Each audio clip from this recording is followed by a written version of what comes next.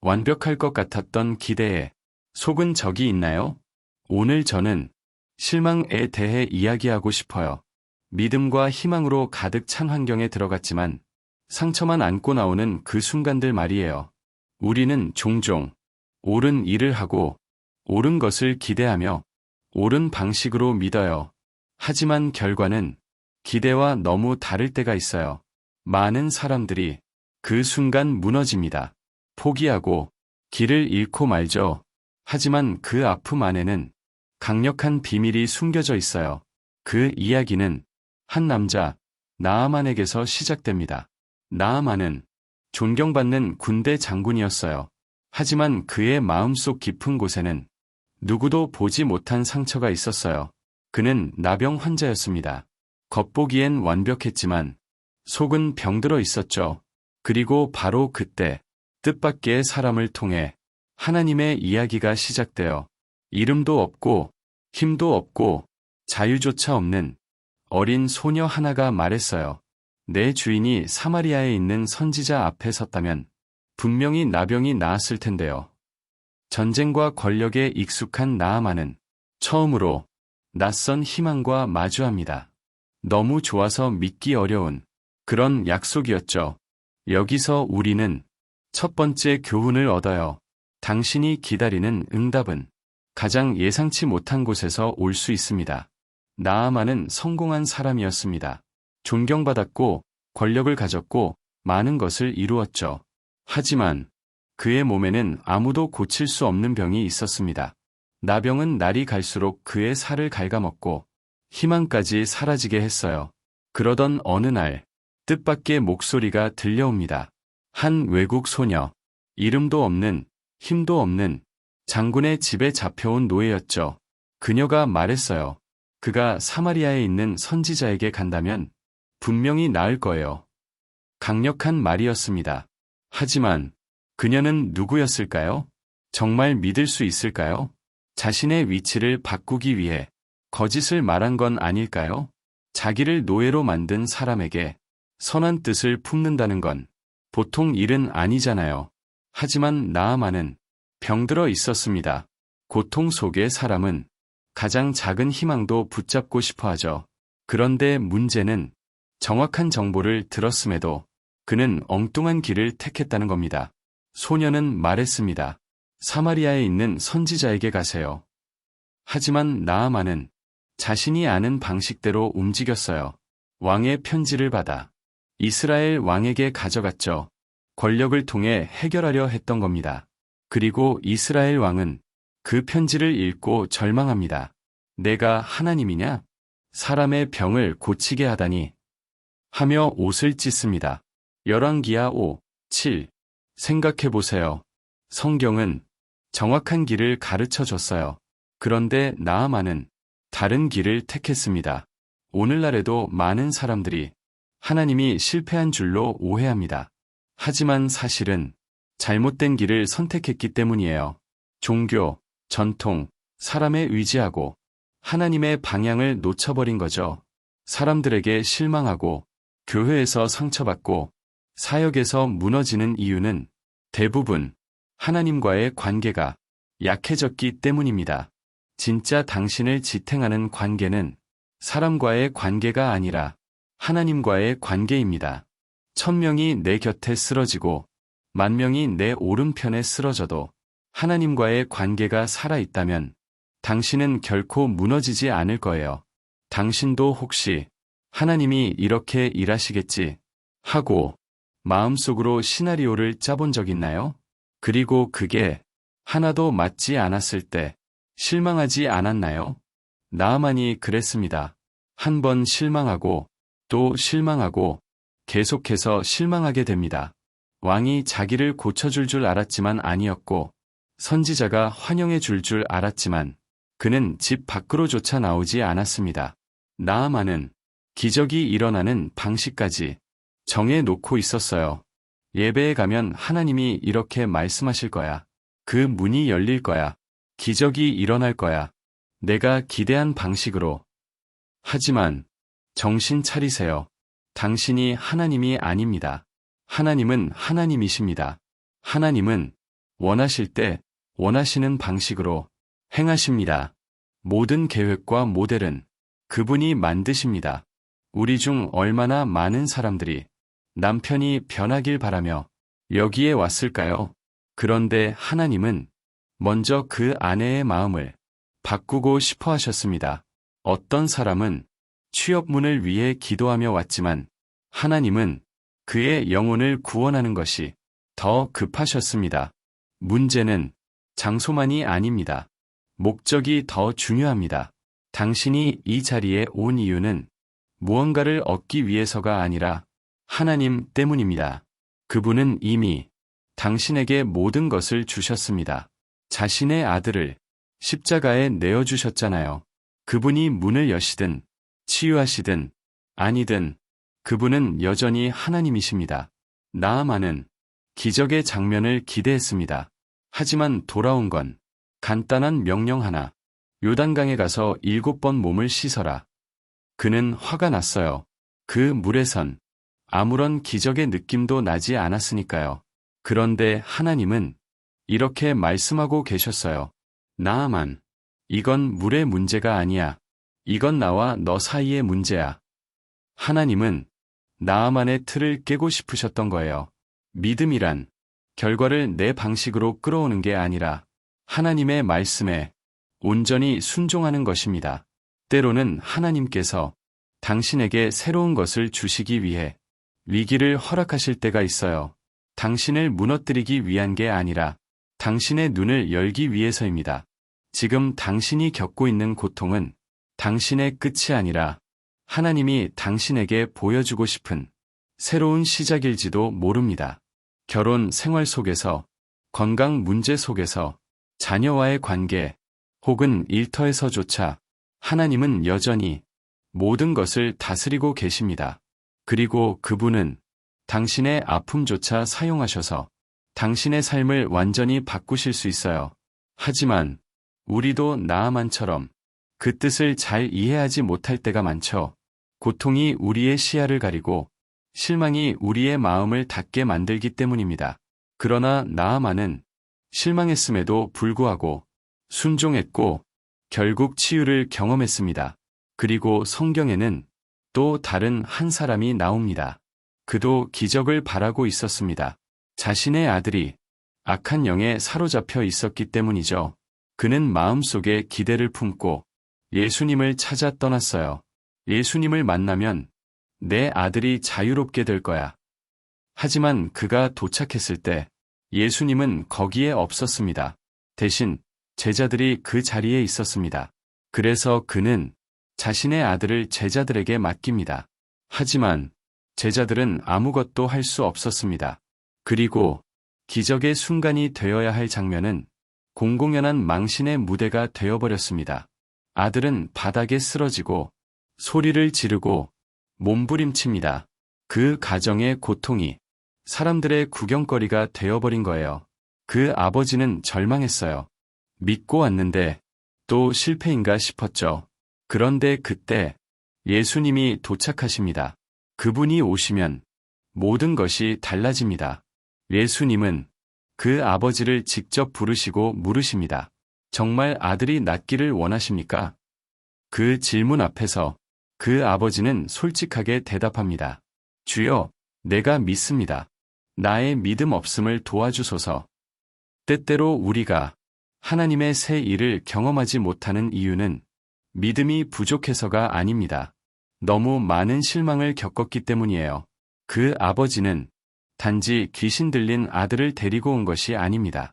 깊이 상처받은 마음도 함께 가지고 있었어요. 실패한 경험들, 기대가 무너졌던 순간들, 실망만 남긴 종교와 지도자들. 그는 예수님을 향해 말합니다. 주님, 하실 수 있으시다면 무엇이든 해주세요. 예수님은 조용히, 하지만 단호하게 말씀하십니다. 할 수 있느냐고? 그 말 속에는 이런 뜻이 담겨 있어요. 너는 이미 너무 많은 상처를 경험했구나. 하지만 나는 그들과 같지 않다. 예수님은 당신의 마지막 희망이 아닙니다. 예수님은 결코 실패하지 않는 유일한 진리입니다. 그리고 예수님은 이어서 말씀하십니다. 믿는 자에게는 모든 것이 가능하니라. 마가복음 9시 23분. 이것을 꼭 기억하세요. 당신의 과거의 상처는 하나님이 오늘 행하실 일을 막을 수 없습니다. 이전의 고통이 하나님의 능력을 제한할 수 없습니다.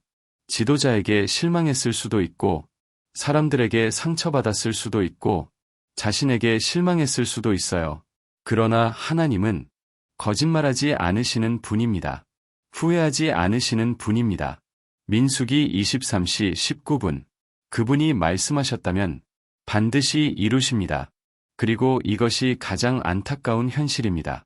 우리는 때로 기적이 눈앞에 있는데도 과거의 상처 때문에 보지 못해요.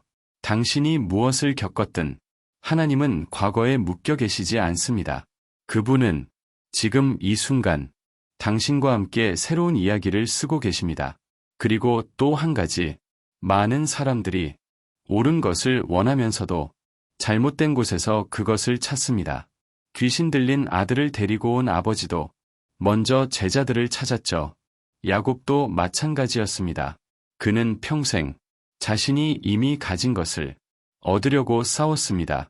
하나님은 이미 그가 태어나기 전에 어머니에게 말씀하셨어요.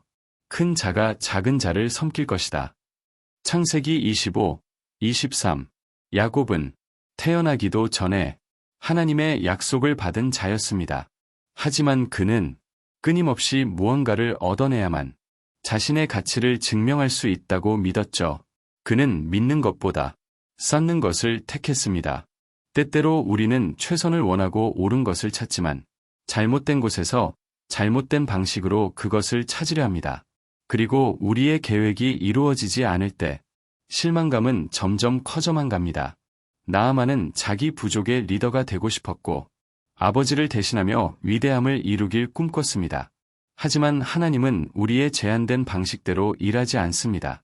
그분이 우리의 하나님이라면 일들은 그분의 계획에 따라 이루어집니다. 우리의 생각이 아니라요. 이것이 가장 큰 도전입니다. 기대에 미치지 못하는 환경과 실망의 불편함을 견디는 것. 우리가 이걸 이해하지 못하면 심각한 문제가 생깁니다. 많은 사람들이 마음의 자세를 바꾸기보다 교회를 옮기는 것이 더 쉽다고 느낍니다. 환경을 바꾸는 것이 내면에서 변화가 필요한 것을 고치는 것보다 간단하니까요. 베데스다 못가의 남자도 이 고통을 알았습니다. 그는 마비되어서 치유의 물이 움직이기를 기다렸지만 지쳐버리고 잊혀지고 모두에게 보이지 않았습니다. 예수님께서 물으셨습니다. 치유받길 원하나요?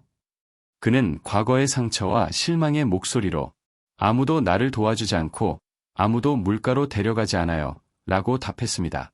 그는 자신의 실망에 갇혀 있었습니다. 그렇다면 당신은 어떻습니까? 무엇이 당신의 마음을 붙잡고 있나요? 과거의 실망이 당신의 희망을 막고 있진 않나요? 여기 모두가 과거를 가지고 있습니다. 배신, 버림받음, 잊혀짐의 이야기들. 하지만 진짜 중요한 것은 당신이 오늘 선택하는 미래입니다. 당신은 내일을 위해 어떤 계획을 세우고 있나요? 이것이 지금 하나님께서 하시는 질문입니다. 당신의 대답은 무엇입니까? 이제 결단할 시간입니다. 하나님 앞에서 우리는 단 하나의 기회를 가지고 있습니다. 바로 그것이 하나님께서 우리에게 주시는 기회입니다. 삶을 선택할 수 있는 진정한 초대입니다. 나는 여러 번 이야기했습니다. 기회는 오고 행동하는 사람만이 그 열매를 거둡니다. 성경은 이 점을 명확하게 보여줍니다. 두 모압 여인이 서로 다른 길을 선택합니다. 한 사람은 베델로 가서 삶을 바꾸기로 결심하고 다른 한 사람은 다른 운명을 택합니다. 두 사람, 두 선택, 두 결과. 우리 영적 삶도 마찬가지입니다. 희망을 안고 태어나는 아이가 있는가 하면 무관심으로 인해 파괴되는 아이도 있습니다. 십자가에 매달린 많은 자들이 구원을 받지만 어떤 이는 길을 잃을 것입니다. 하나님은 우리 앞에 생명과 죽음, 축복과 저주를 두시고 우리와 우리의 자손을 위해 생명을 선택하라 권하십니다. 그러나 승리의 선택은 더 많은 것을 요구합니다. 태도, 절차, 그리고 하나님이 우리 안에서 이루고자 하는 것을 진정으로 받아들일 준비가 되어 있어야 합니다. 우리는 종종 이에 준비되지 않아 넘어집니다. 사울과 다윗 또는 야곱과 에서를 보십시오. 그들은 비슷한 상황에 처했지만 선택이 모든 차이를 만들었습니다. 야곱은 자신의 힘으로 원하는 것을 얻으려 했지만 다윗은 하나님의 때를 기다리며 주님의 계획을 신뢰했습니다. 이것이 우리에게 주어진 도전입니다.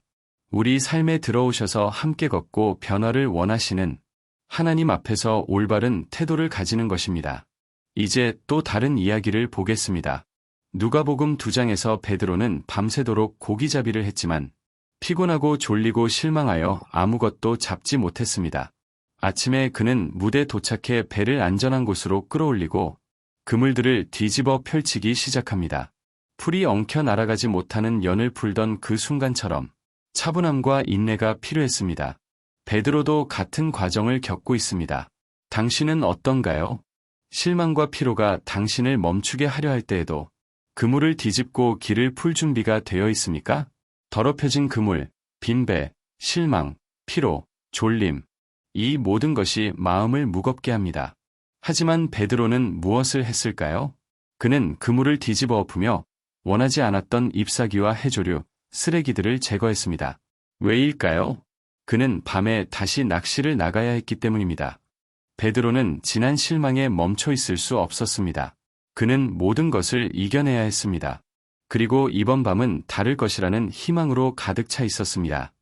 지난 밤은 지나간 기억일 뿐 이번 밤이 진짜 낚시가 될 것이다. 그때 예상치 못한 순간에 예수님이 나타나 모래 위를 걸어 배에 올라타며 말씀하셨습니다. 잠깐 낚시하러 가자. 대화도 하자. 피곤한 베드로는 속으로 생각했을지 모릅니다. 잠깐만, 배에서 내리지 않아도 되겠지. 그러나 예수님은 끈질기셨고 그 만남은 모든 것을 바꿔 놓았습니다. 예수님은 마치며 말씀하셨습니다. 이제 예상치 못한 곳으로 가자, 낚시하러 가자. 아마추어, 초보자, 무엇이 기다리고 있는지 모르는 자가 행동하라는 부름을 받았습니다. 베드로처럼 우리도 피곤하고 실망했어도 행동하는 법을 배워야 합니다. 삶은 우리의 두려움을 기다리지 않습니다. 이야기를 하나 해드릴게요. 어느 목사가 양떼를 돌보고 있을 때 한 남자가 길가에 멈춰 섰습니다.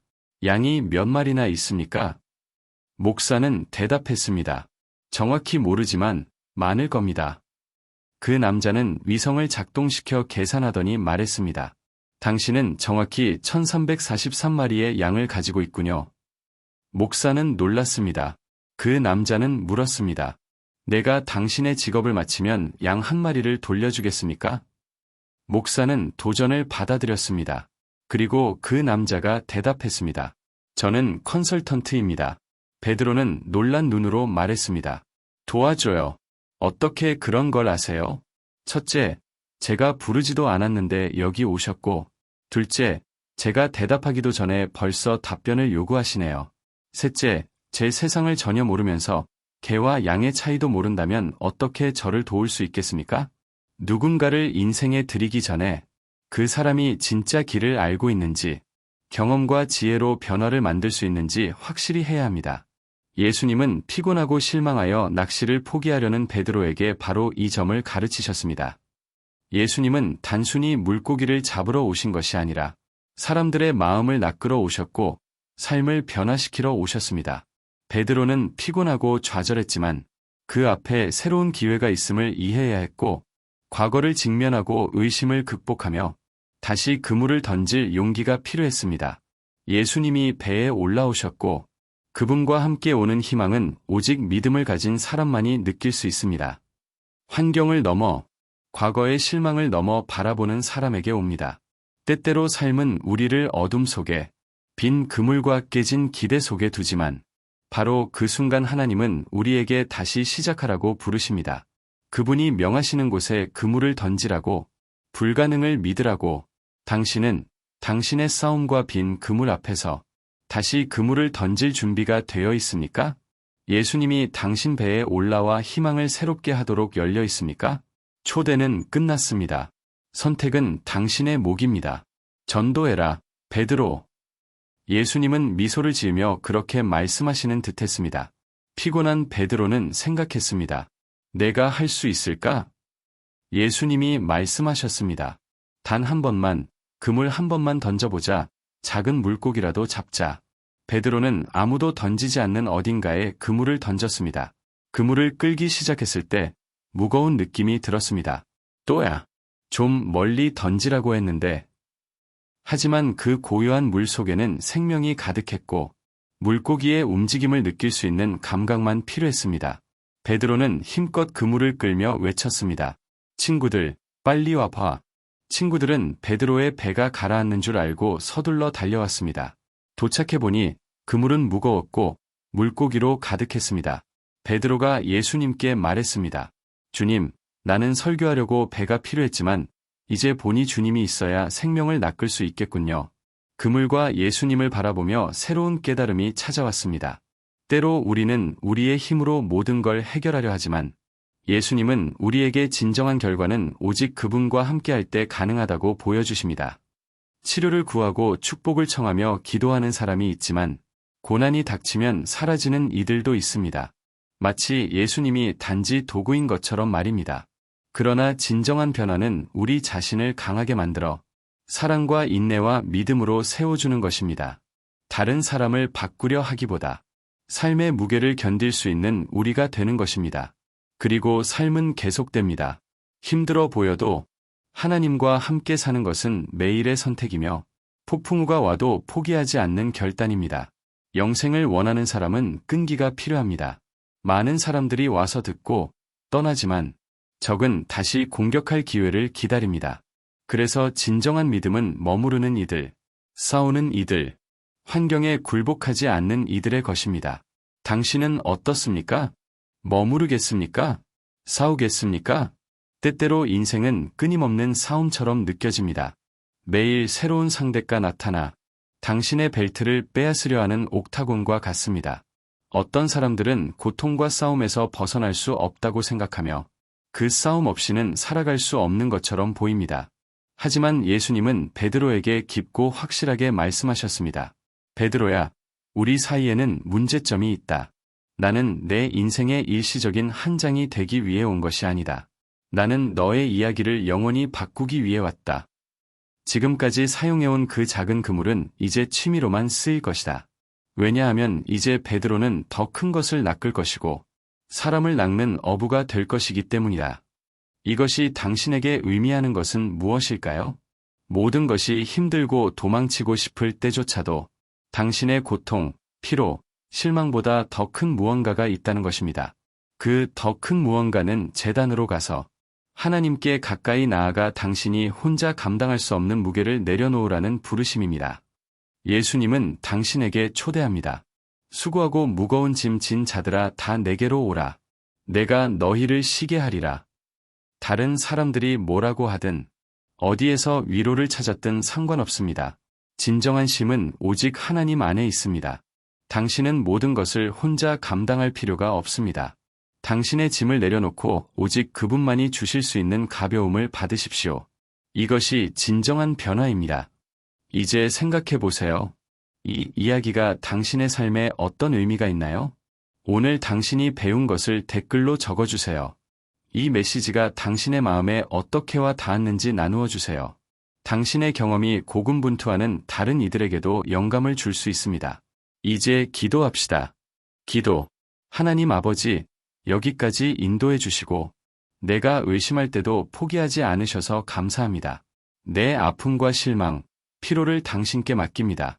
성령으로 나를 새롭게 하시고 더 큰 목적을 따라 살아가며 당신의 부르심에 순종하게 하소서. 당신의 평안이 내 마음에 임하여 길이 힘들어도 견딜 힘을 주소서. 나의 피난처요 희망이 되어 주셔서 감사합니다. 예수님의 이름으로 기도합니다. 아멘.